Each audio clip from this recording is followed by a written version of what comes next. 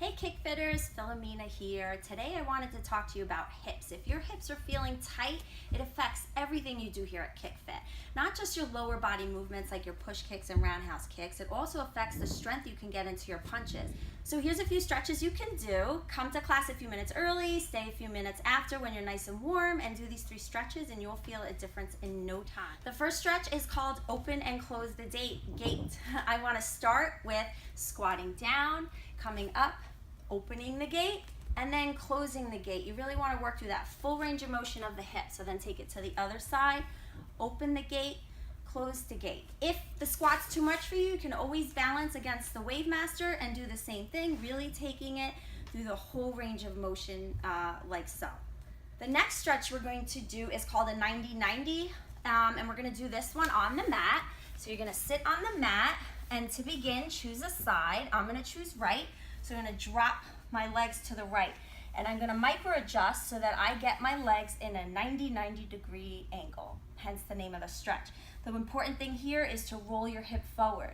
So you just want to sit into it and really focus on rolling this hip forward and keeping points of contact with your ankle, shin, and knee on the ground for both sides.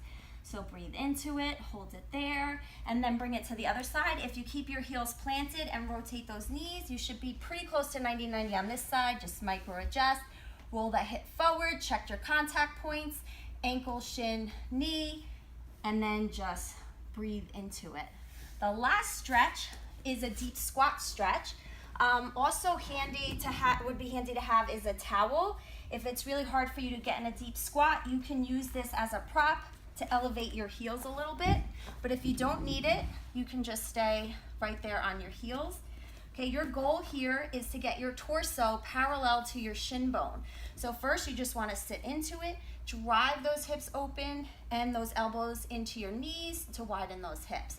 If you feel it there, just hold it. If you're ready to move on and you want to go a little deeper, reach up the Wave Master, and this you will feel all through your posterior chain, your back muscles, because tight back muscles will really affect the range of motion you have in your hips as well.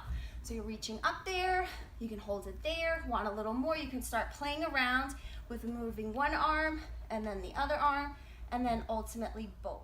So all of these stretches are really quick that you can do either before or after class. Hopefully they help with your hip mobility and you'll start seeing a difference in your training.